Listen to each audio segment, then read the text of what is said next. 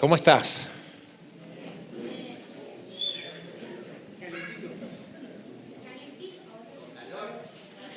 Sí, yo estaba a punto de apagar. No, hace mucho calor, ¿no?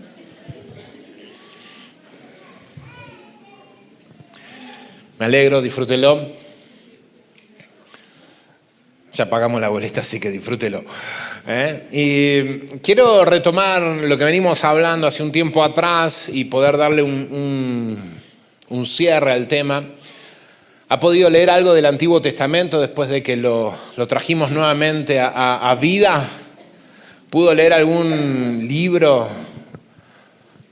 de aquellos que estuvimos revisando como Jeremías, Ezequiel, Joel, alguno de Reyes? ¿O sigue diciendo, no, yo soy del nuevo pacto? Bueno, hoy vamos a retomar un poco esto del Antiguo Testamento, siguiendo un paralelismo constante con el Nuevo. Y vamos a retomar esto porque realmente creo que es algo que Dios quiere hablarnos.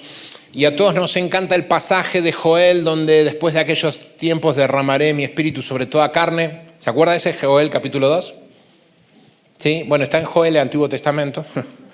Y habla de este tiempo, pero hay algo que tiene que pasar previamente y es interesante leer los versículos previos a esta promesa donde Dios promete derramar su espíritu sobre toda carne, sobre niños, ancianos, jóvenes, mujeres, esclavos, todos. Pero hay algo que tiene que pasar y de eso quiero hablarte en esta tarde. Por eso vamos a ir metiéndonos en tema. Una de las cosas que hoy quiero que podamos tener claras y podamos llevarnos en nuestro pensamiento y después seguir masticando en el día a día, es acerca del sincretismo que hay en el Antiguo Testamento, que en el Nuevo Testamento se menciona como carnalidad. Y vamos a ver que esto que pasa en el Antiguo sigue pasando en el Nuevo y sigue pasando ¿cuándo? Hoy en día. Estamos en una era muy singular nosotros, todo es personalizado. Hoy lo que vos quieras se puede personalizar. Hoy agarrás Spotify y elegís la música que vos querés escuchar. Antes tenías que pasar todo el cassette hasta que llegara el tema. Y si no, agarrar la Vic, esto para los más viejos, rebobinar y volver, ¿no? Cuando apareció el cabezal que se daba vuelta solo era una cosa fascinante. Antes tenías que escuchar todo para ver qué tema o escuchar las radios hasta que aparecía el tema que te gustaba. Hoy es muy diferente. Todo se ha vuelto sumamente personalizado. Quitamos aquello que no nos gusta, eliminamos. ¿Cuántos tienen Netflix para no ver publicidad? O si hay algo que yo nunca tuve tele en mi crianza, entonces cuando la primera vez que nos casamos apareció la tele y si había algo que me ponía nervioso eran las publicidades. Cuando llegó la época de la plataforma, dije, esto es lo mío. Puedo elegir, no tengo que perder tiempo en esos 15, 30, no sé cuánto dura una publicidad. Más, cada vez que voy en el auto y escuchando la radio, vienen las publicidades y cambio de radio. Con tal de no escuchar publicidad.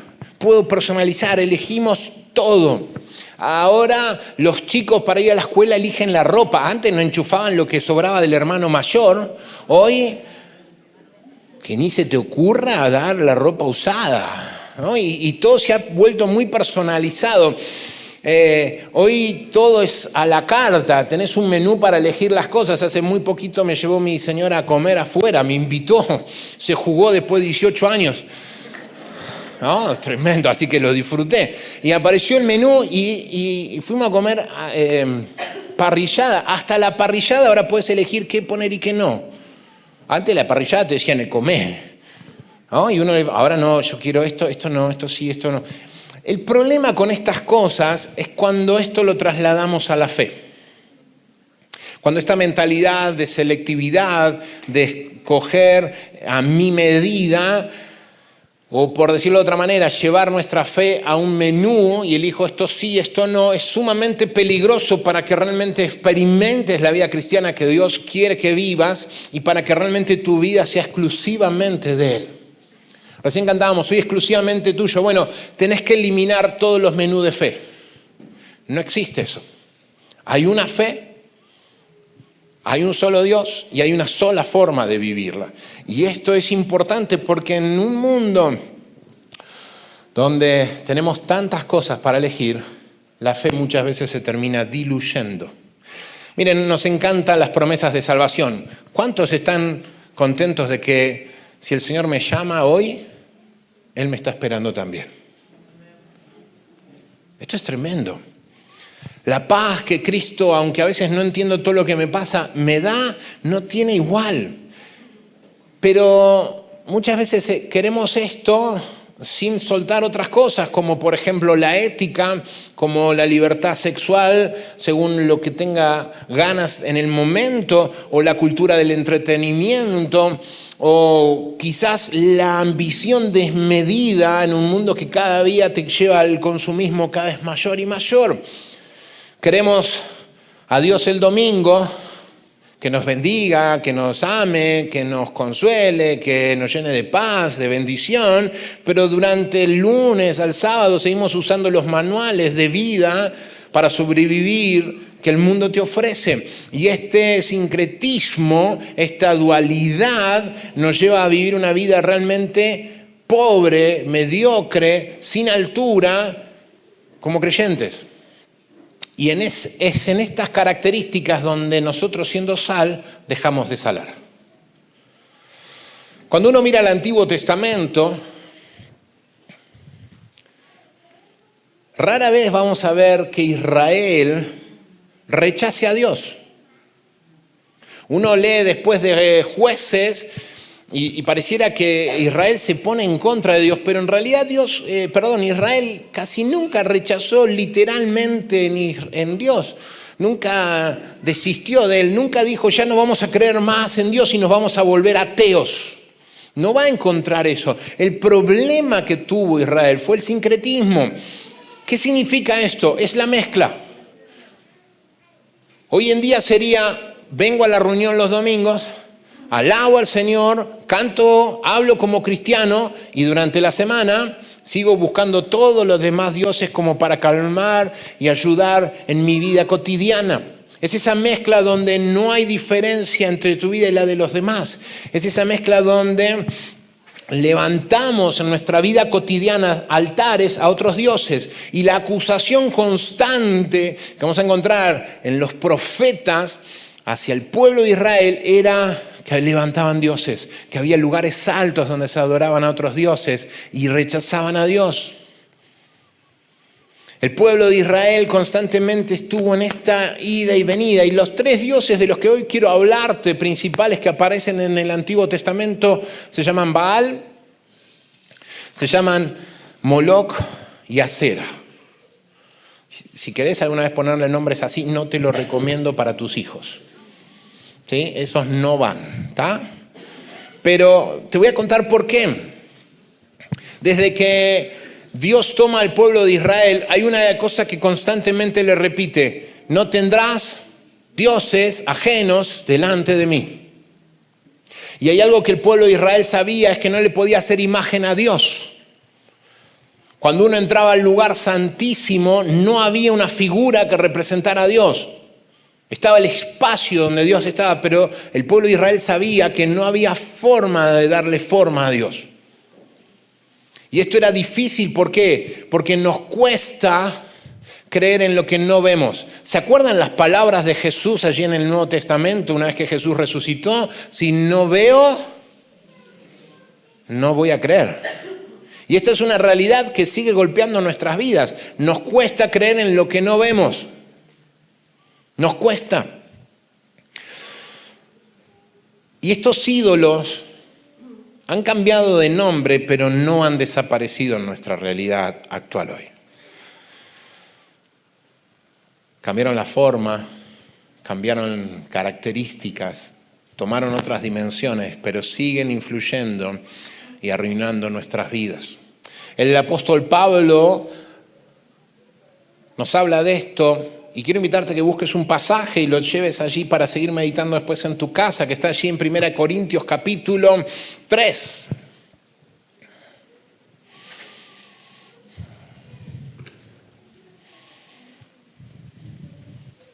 Este problema que aparecía en el Antiguo Testamento en Israel se sigue repitiendo en el Nuevo. Pablo lo identifica y le pone otro nombre para que no esquivemos el tema. Capítulo 3 de 1 Corintios, versículo 1 en adelante, dice: así que yo, hermanos, no puedo hablarle como a espirituales, sino como a carnales, como a niños en Cristo. Os di a beber leche, no alimento sólido, porque todavía no podías recibirlo, en verdad, ni aún ahora podéis. Insisto, es Pablo escribiendo ¿a quién? A la iglesia. Porque todavía, versículo 3, sois ¿qué? Carnales. Pues habiendo celos y contienda entre vosotros, ¿no sois carnales y andáis como los hombres? Fíjense que la conducta de un carnal es semejante a la que alguien que no conoce a Cristo. Miren, el cristiano carnal no es alguien que abandona necesariamente a Dios, sino que intenta servirlo sin derribar esos ídolos que siguen estando en su corazón. Esa doble lealtad, ese corazón dividido entre Dios y otros dioses, es el sincretismo antiguo que se vuelve a vislumbrar en nuestra era y se llama carnalidad. Es ese creyente que confiesa a Cristo el domingo, como hoy, pero conserva en su diario andar por la semana obediencias a diferentes dioses que siguen estando y arruinando nuestras vidas. Y hoy la palabra de Dios viene a confrontarnos con esto. Viene a plantearnos la misma pregunta que le hace Elías al pueblo de Israel allí frente a 850 sacerdotes a otros dioses. Uno era a Baal y el otro era a Acera. Allí en Primera Reyes, capítulo 18, ¿se acuerdan esa confrontación? Donde van a una disputa, van a un ring de altares y vamos a ver quién es el Dios real. Y se presentan 400 sacerdotes que adoraban a Baal y 450, o al revés, que adoraban a Acera y Elías. Y hay una pregunta en el versículo 21. Se para frente a ellos Elías y dice así: ¿hasta cuándo seguirán indecisos, titubeando entre dos opiniones? Si el Señor es Dios, síganlo. Pero si Baal es el verdadero Dios, entonces síganlo a él. Sin embargo, la gente se mantenía en absoluto silencio. En otras palabras, Elías le está diciendo: ¿hasta cuándo van a vivir con un corazón dividido? Un corazón que ama a dos dioses diferentes. ¿Hasta cuándo intentarán caminar con Dios mientras siguen negociando favores con otros dioses? ¿Hasta cuándo? Y concluye de una manera muy fuerte, y no hay que pasarlo por alto porque es algo que muchas veces sigue pasando hoy. ¿Se dieron cuenta? Sin embargo, la gente se quedó en silencio. ¿Saben una de las cosas que sigue pasando hoy en la iglesia frente a la confrontación? Y confrontación no es que Dios viene a retarte, sino que viene a decirte: si seguís por ahí te va a ir mal, tenés que cambiar la conducta. Muchas veces nosotros frente al llamado de Dios nos quedamos en silencio. No respondemos ni una sola palabra. ¿Y se acuerdan esa vieja frase que dice: el que calla? La saben. En esta tarde yo quiero que examinemos nuestro corazón. E insisto, que vos puedas examinar el tuyo, no el de tu vecino. El tuyo. Y descubrir si quizás hay altares a otros dioses en nuestro corazón. Si quizás nuestro corazón está dividido entre dos lealtades diferentes. Y una pregunta que tenemos que empezar a hacernos es: ¿dónde quizás empezamos a ceder y empezamos a levantar altares a otros dioses? Y muchas veces la primer grieta, el primer lugar donde nos empezamos a desviar, es donde nos sentimos más vulnerables. Es en el sustento, en las cuentas. ¿Cuántos tienen facturas que pagar?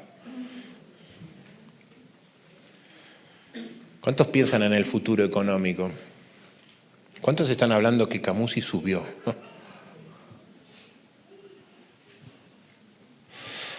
Y ahí es donde en esa búsqueda de sentirnos seguros empezamos a buscar alternativas. Miren, para el israelita del Antiguo Testamento la gran tentación no era negar la existencia de Dios, sino preguntarse si Dios realmente bastaba para sostener la vida diaria de cada uno de ellos.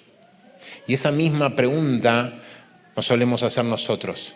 ¿Es Dios suficiente? Porque acá lo cantamos, pero cuando volvemos a casa y tenemos que pagar las boletas, ¿no te has preguntado, ¿será Dios suficiente? Quizás de otra forma, pero está esa pregunta allí. Y ahí aparece este Dios del Antiguo Testamento que se llama Baal, con B larga.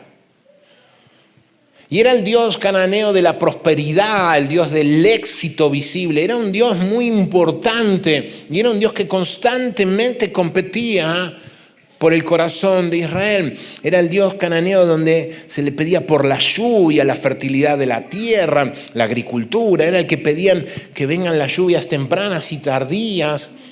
Y se le buscaba para garantizar que haya cosecha, que haya alimento.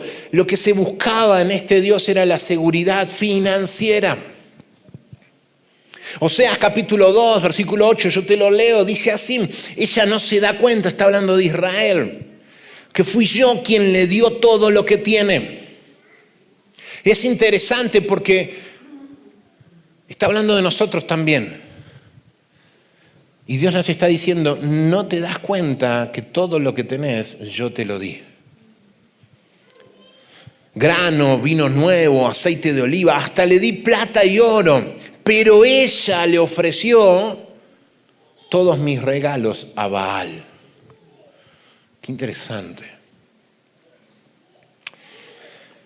En el Nuevo Testamento encontramos otra referencia. Jesús hablando, Mateo 6, 24.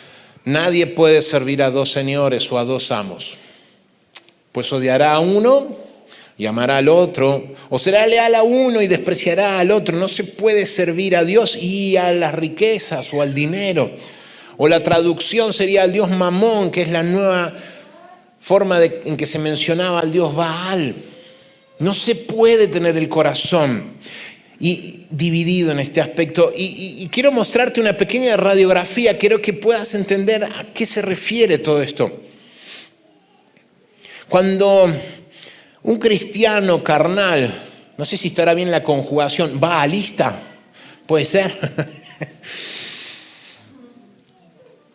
vive de esta manera, lo que está mostrando es que trata el dinero no como un recurso, sino como un Dios.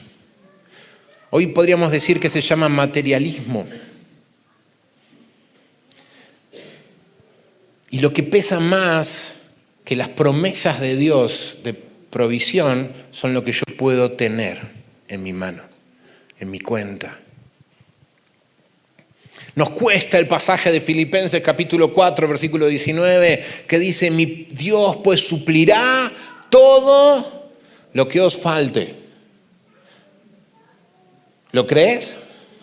¿O lo sabes? Porque no es lo mismo.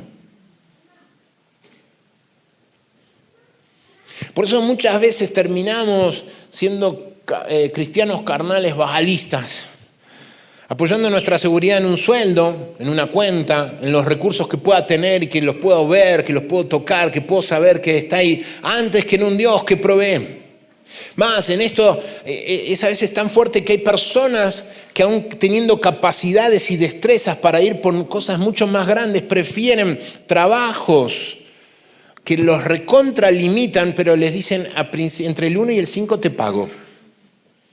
Es increíble.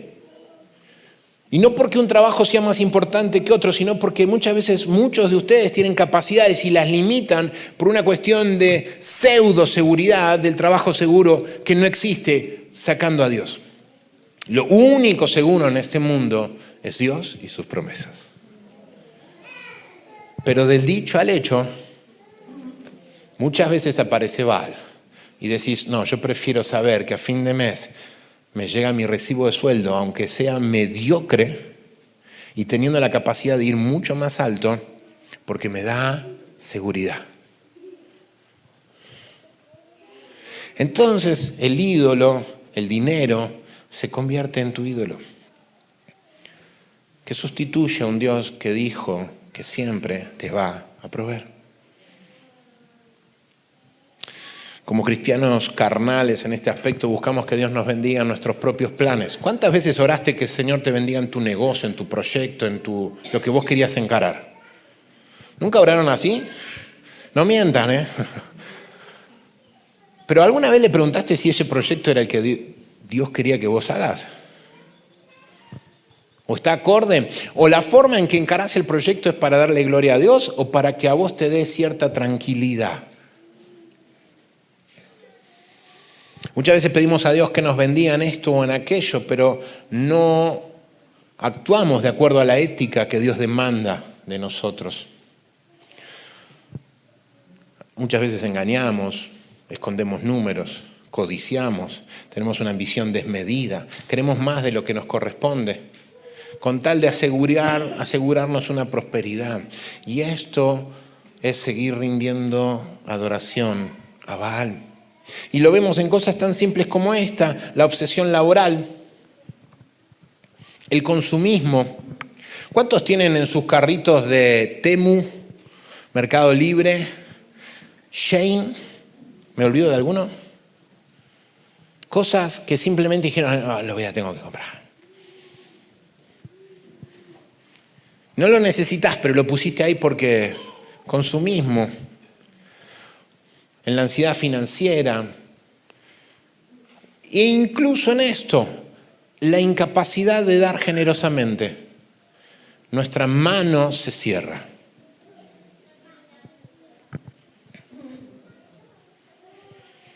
Puede ser que vengas a rendir culto el domingo, pero del lunes a sábado seguís viviendo bajo la ley de la autosuficiencia, sin escrúpulos y sin una dependencia real de Dios. Estás adorando en tu corazón a Baal. Estás siendo carnal. Estás actuando de una manera incorrecta.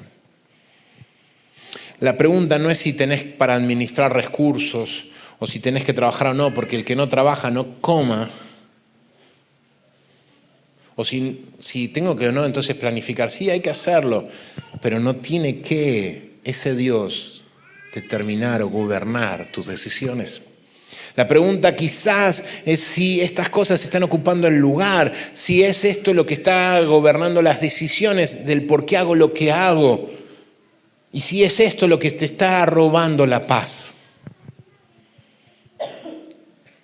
Y quiero decirte que esto no se termina ahí. Una vez que esto se mete, no se detiene porque abre la puerta a otro Dios que se llama Acera.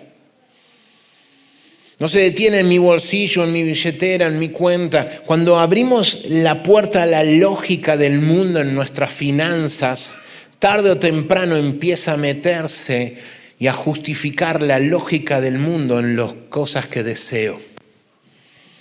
Miren, si Baal representa el afán por tener cosas y por asegurarnos el futuro, Acera representa esa búsqueda de placer, de comodidad y de una libertad sin límites. Y esto nos lleva a un segundo altar que muchas veces puede estar levantándose en nuestro corazón.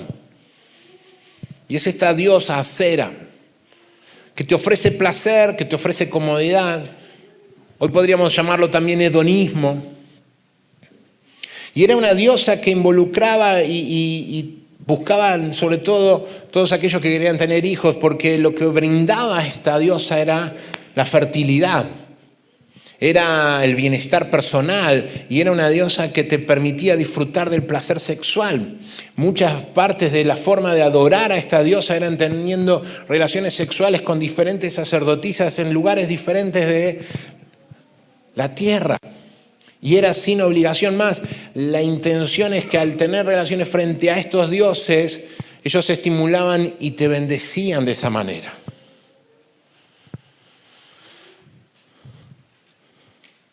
Primera Reyes 18-19 dicen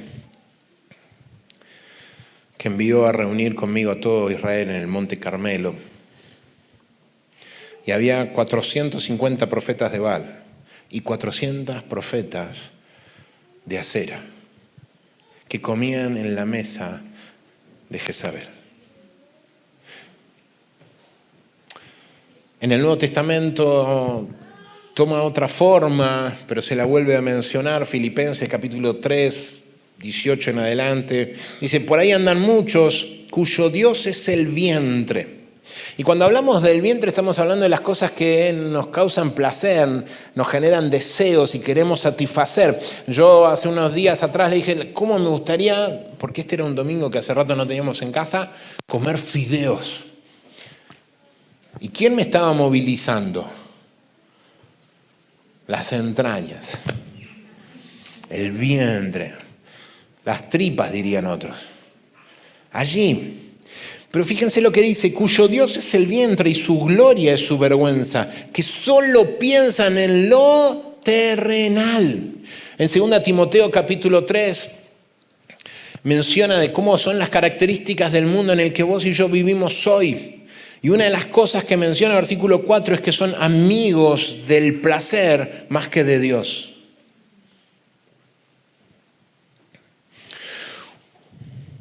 La radiografía de un cristiano carnal, seguidor de acera, lo vemos en que es una persona esclava de sus impulsos. Se deja gobernar por emociones, por apetitos, por esa gratificación inmediata, aún por encima de lo que el Señor nos enseña y nos ordena. No importa el costo. Entonces tolera el toqueteo con las cosas inmorales, con la pornografía, con el libertinaje bajo el pretexto de que Dios entiende, Él me puso el deseo. Soy así porque Él me hizo así. Y frases como esas. O otras más terribles quizás, estoy bajo la gracia, así que ya no hay condenación. Y eso hace que se viva una vida de total libertinaje. Y empezamos a vivir esclavos de los impulsos que nos hunden cada vez más. Empezamos a tener otro tipo de características. Empezamos a tener el divorcio porque somos incompatibles, no somos ya felices. Matrimonios que se rompen con la frase el amor se acabó. ¿Alguna vez la escuchó? Oh, ya no siento nada y merezco ser feliz. Este merezco, ojo, es muy peligroso. El compromiso bajo el pacto de Dios se sacrifica bajo el altar del placer instantáneo inmediato, porque hoy yo siento que tengo necesidades y las tengo que satisfacer. En esto también se empieza a mezclar la cultura del descarte relacional, cada vez más fuerte en nuestra era. Las personas son un elemento para mí, son un objeto que yo uso cuando ya no me sirven o me demandan compromisos, las desecho. Están para mi placer emocional o mi placer sexual y los consumimos como objetos de placer. Pero si nos exigen madurez, los descartamos. Y esto también se lleva a niveles sutiles dentro de las congregaciones. Y empezamos a tener una espiritualidad del entretenimiento. Y empezamos a evaluar la iglesia según cosas como si me gusta el mensaje, si es motivacional, si la adoración realmente me conmueve y me lleva a experiencias sensoriales, si la pantalla realmente está acorde con la letra y si la música es lo que me gusta, y empiezo a vivir la búsqueda de una vida cristiana según cómo me siento. Y si no me siento cómodo o el mensaje del pastor no me estimula a sentirme bien, ¿qué hago? Cambio el menú. Busco comodidad, estimulaciones sensoriales, experiencias estéticas, en lugar de buscar la verdad, de buscar la santidad, de buscar el arrepentimiento constante en mi corazón. Y una pregunta sencilla para ayudarnos a identificar si esto está pasando en nuestro corazón es cuando mis deseos chocan con la voluntad revelada de Dios. ¿Quién gana? ¿Tus deseos o Dios? ¿La obediencia al Espíritu o hágase mi voluntad? ¿Se acuerdan aquel jardín de Getsemaní? había un deseo. Si es posible, pasa de mí esta copa. Era un deseo. Los deseos por sí solos no son malos. Pero ¿cómo termina ese momento? Pero no se haga mi voluntad, sino la tuya. Y se levantó y enfrentó la situación. ¿Cómo es en tu caso? Muchas veces confundimos la paz instantánea o momentánea que te puede dar un cierto placer carnal con la paz de Dios. Y no es lo mismo. Uno de los problemas que tenía el pueblo de Israel muchas veces es que parecía que les iba bien. Y el mensaje constante de los profetas era: vuélvanse porque les va a venir dificultad, vuélvanse porque van a venir situaciones de dolor, vuélvanse. Constantemente el corazón de Dios es tremendo porque llama una y otra vez, hey, yo soy el que te ama.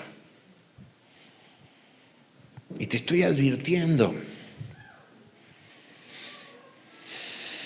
En este altar de la felicidad personal terminamos sacrificando la santidad de una vida cristiana.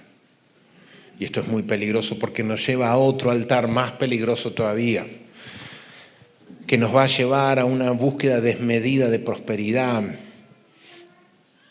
de gratificación personal, pero va a terminar destruyendo, erosionando y consumiendo tu corazón y tu carácter. En este sincretismo la cosa se vuelve más oscura y llega a tal punto el egoísmo personal que empezamos a sacrificar aquello que amamos y que incluso decimos que vamos a proteger. Y allí aparece Moloc. Y Moloc hoy en día podríamos decir que es el dios donde el sacrificio son las relaciones. Era un dios que se buscaba cuando la cosa se ponía muy difícil. Era un dios terrible, era un dios amonita, que exigía sacrificios de los propios hijos. E Israel mismo sacrificaba muchas veces a este Dios sus hijos para evitar quizás la guerra, para buscar protección, para buscar quizás alguna liberación de una plaga o algún éxito frente a cierto conflicto. Y estaban dispuestos a sacrificar a sus propios hijos con tal de obtener esto de este Dios. En Levítico capítulo 20, versículo 2 en adelante, dice: cualquier hombre que diere a alguno de sus hijos a Moloc, de seguro morirá. Por cuanto dio a sus hijos a Moloc, contaminando mi santuario y deshonrando mi santo nombre. En el Nuevo Testamento aparecen en lugares como 1 Timoteo 5, 8. Dice así: pero si alguno no provee para los suyos, y especialmente para los de su casa, ha negado la fe y es peor que un incrédulo. Efesios 6, 4 dice: padres, no hagan enojar a sus hijos con la forma en que los tratan, más bien críenlos con la disciplina y la instrucción que proviene del Señor. El perfil de un cristiano carnal, permítanme la interpretación lingüística, moloquista, es aquel que sacrifica su hogar por cierto bienestar económico. Y a veces hemos entendido muy mal este pasaje acerca de la provisión del hogar, creyendo que lo único que como padres tenemos que proveer a nuestro hogar son recursos materiales. Y nada más lejos que la intención de Dios. Dios quiere padres que formen hijos espirituales, que amen a Dios. Una de las grandes instrucciones que constantemente en el Antiguo Testamento se le da al pueblo es: padres, instruyan a sus hijos en mis caminos. Y no está hablando de la madre, está hablando del padre y de la madre. Y no es una tarea que le corresponda a la congregación, le corresponde al hogar, la casa. Este Dios te pide que sacrifiques el hogar, que entregues el bienestar espiritual, emocional de tu esposa, de tus hijos, en ese altar de la ambición profesional, de ese trabajo compulsivo, en esa búsqueda de un estatus, de un incluso ministerialmente hablando, de un ministerio desbalanceado completamente. mientras te tratás de convencer de que le estás dando un futuro mejor a tus hijos o a tu esposa. Ese Moloch se disfraza hoy de éxito, de metas profesionales, de reputación, de logros, de cosas visibles, para que vean, aun cuando el costo lo paga la familia. Padres ausentes en las etapas formativas de nuestros hijos, que delegan toda la crianza a las pantallas, a las escuelas que tienen ideologías y siguen tratando de convencerse que tienen que proveerle de un futuro mejor. Es cierto, Moloch te ofrece trofeos visibles, te ofrece quizás un mejor puesto, te ofrece marcas, estatus, pero a cambio te exige ese descuido que vas teniendo de lo invisible, de lo que impacta en lo eterno, que es la formación de aquellos que Dios te ha confiado, tu esposa, tu esposo, tus hijos. Es interesante leer la historia de Timoteo, porque hay algo que se destaca en 3 generaciones: la fe no fingida. No se habla de los recursos, no se habla de los títulos, se habla de qué, de lo que destacó, de lo que prevaleció y de lo que ninguna economía puede sostener: una fe no fingida. ¿Qué herencia le estás dando a tus hijos?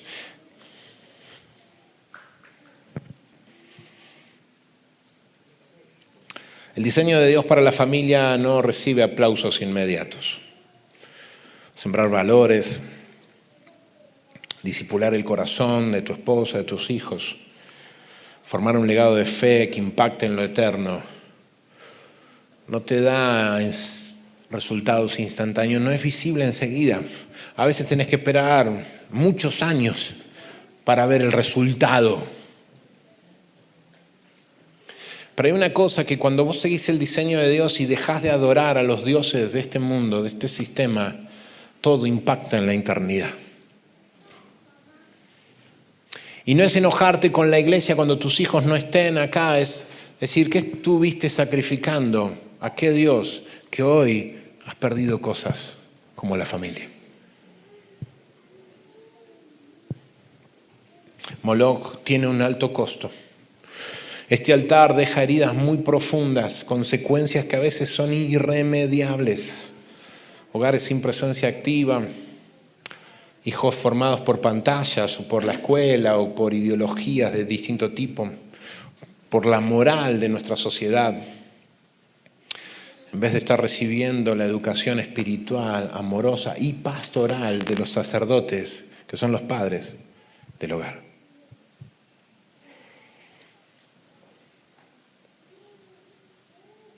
Cuando vemos estas historias, y he tratado de meter muy chiquito todo, podemos ver que estos ídolos siguen apareciendo en nuestras vidas. Siguen apareciendo en las actitudes de un corazón dividido.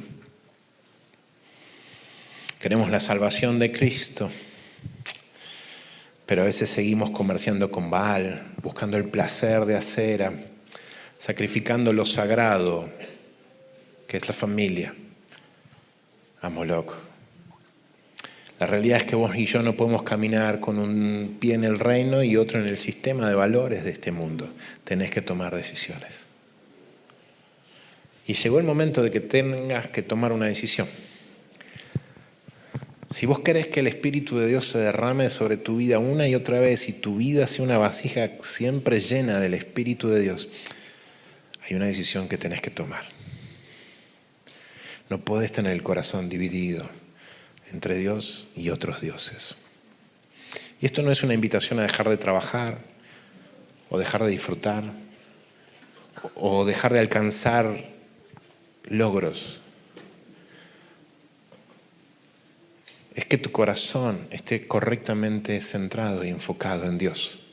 Y Él es el que te lleva por el camino.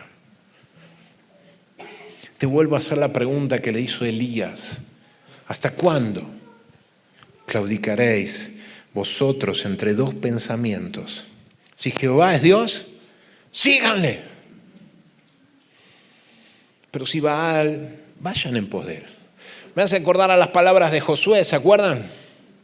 Allá están los dioses egipcios, allá están los dioses de la tierra de Canaán y acá está Dios.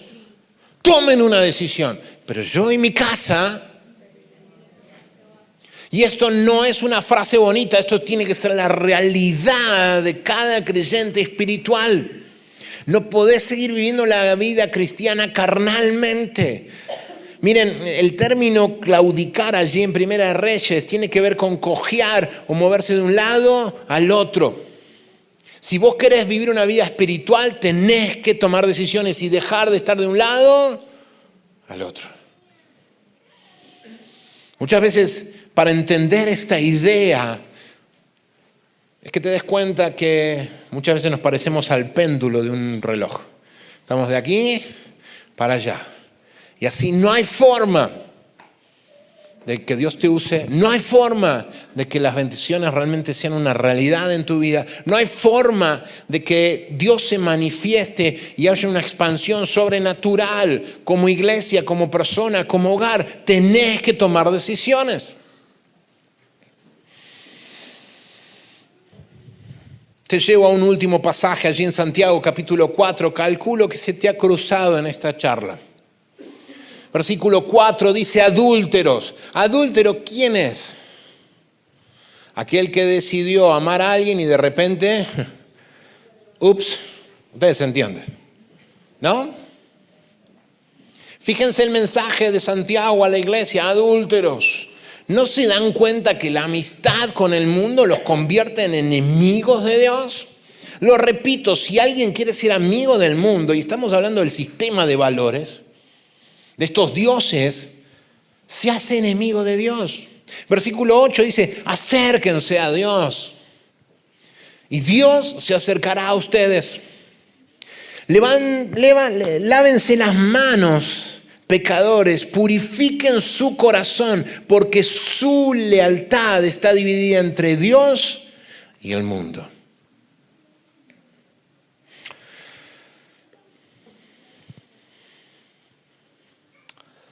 Podés estar viniendo acá y el lunes seguir adorando a otros dioses. Yo creo realmente que Dios quiere hacer cosas tremendas con la iglesia, pero hay algo que he entendido, es que hay altares que hay que derribar. Y en esto, permítanme darte una solución bíblica. Deuteronomio capítulo 7 nos guía a esto. Versículo 5 dice, lo que tienes que hacer es, ¿lo tienen? Búsquenlo, porque es una guía clara y sin medias tintas. ¿Vieron que a veces somos de esos que nos gustan, dame el paso 1, 2 y 3 y yo lo hago? Yo soy de esos, ¿no? Bueno, acá la Escritura da un solo paso, fácil. ¿Lo tienen? Deuteronomio 7, 5. Dice, lo que tienes que hacer es destruir los altares paganos, hacer pedazos las columnas sagradas, derribar sus postes dedicados a la diosa Cera y quemar todos sus ídolos. No anda con vueltas el Señor. Y te traje la masa más grande. Es hora de que identifiques que Dios quizás ha tomado un lugar importante en tu corazón. Tomes la masa y lo derribes. No se puede andar a medias. No es bueno, no es para tanto. Sí, es. Tu futuro y el de tu hogar depende de la determinación que hoy tomes en cuanto a qué vas a hacer con ese corazón dividido. Necesitamos reconocerlo. No, pero eso le pasaba a los del antiguo. No, pasa hoy. Y necesitamos volver a estos términos que a veces nos chocan porque, claro, son incómodos. Se llama arrepentimiento. Es volver a donde caíste y cambiar de actitud. cambiar de mentalidad y caminar de acuerdo a su palabra. ¿Qué área, qué lugar, qué altar se ha levantado en tu corazón? ¿En dónde estás viviendo en un sincretismo? Mezclas. Quizás es en las finanzas, quizás es en los deseos. Si hoy yo te pidiera sacar tu celular y mostrarme qué has visto, ¿dejarías? Es cierto, hoy hay navegadores privados y se borra todo. ¿En serio vas a vivir siempre así? Quizás es en las prioridades familiares. Saben, estoy cansado de escuchar gente que me dice, no, la familia es lo primero. ¿Cuánto tiempo pasás con tus hijos compartiendo? No, es que tengo que trabajar. Y después tengo que descansar porque trabajé. No te engañes. Deja de poner excusas. ¿Es la familia lo primero? Hoy vivimos en una sociedad donde constantemente está llenando de actividades a los hijos. ¿Quién forma a tus hijos? ¿No es otra manera de buscar mi comodidad y que otro se ocupe?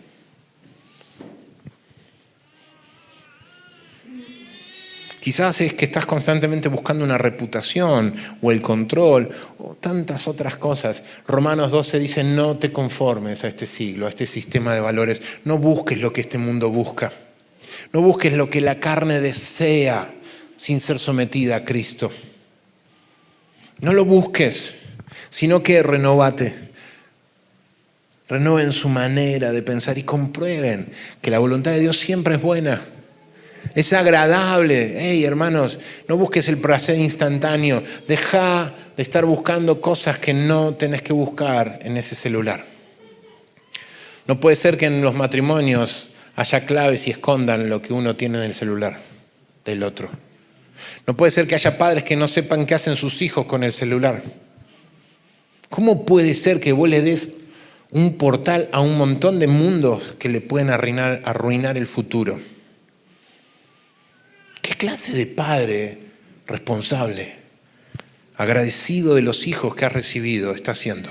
¿Estoy siendo duro? No, estoy tratando de que puedas entender que hay una tarea hoy y no mañana, hoy, que es derribar altares y empezar a caminar, como dice Gálatas capítulo 5, 16.